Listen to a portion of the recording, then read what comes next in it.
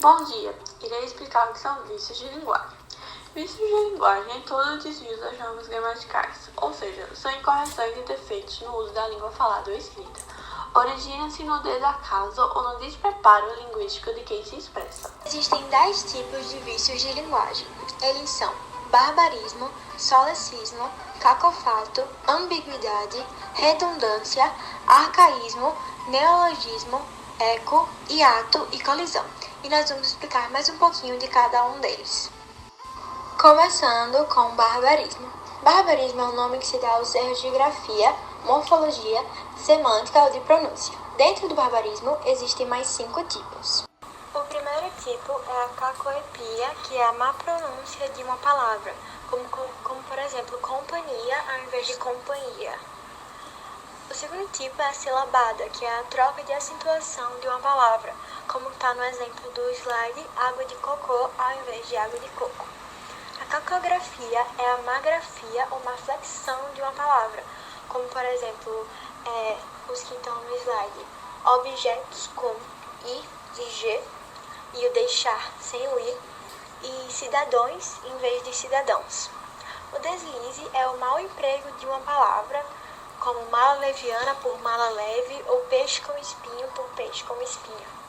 O estrangeirismo, como já diz o nome, é o abuso do emprego por palavras estrangeiras, como por exemplo, shampoo, check-up, pizza, shorts, drive-thru, coisas do tipo. O solecismo é a inadequação na estrutura sintática da frase com relação à gramática. Ou seja, o solecismo é um erro gramatical, em geral de síntese, devido ao desconhecimento de uma ou mais regras. Existem 3 tipos de solecismo. O solecismo de concordância, tem a concordância nominal entre substantivo e artigos, adjetivos, pronomes e numerais, e a verbal, entre o verbo da oração e o sujeito.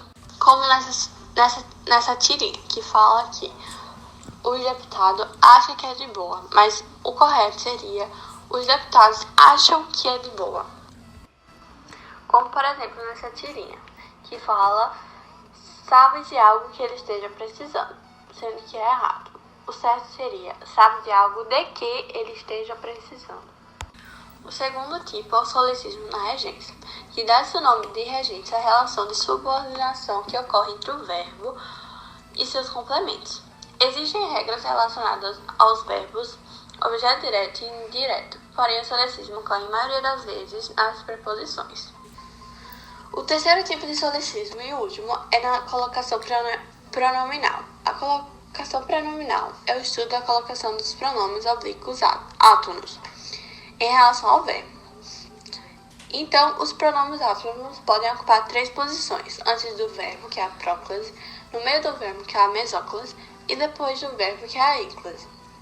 No caso, eu não encontrei nenhum exemplo que estivesse errado, mas nesse primeiro quadrinho tem escrito prepare-se. E se estivesse errado, no caso, no vício de linguagem, estaria se prepare.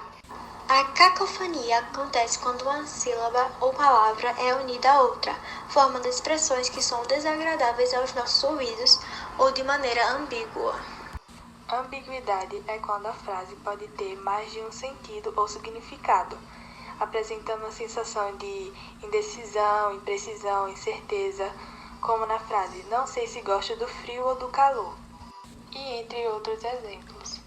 Redundância é quando numa frase repete uma ideia que já tinha aparecido no termo anterior, tipo hepatite do fígado, subir para cima, descer para baixo, demente mental, sair para fora.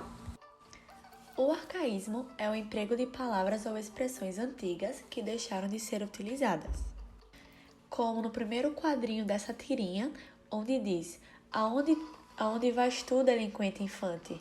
Haverá ainda vilania que não tenhas cometido?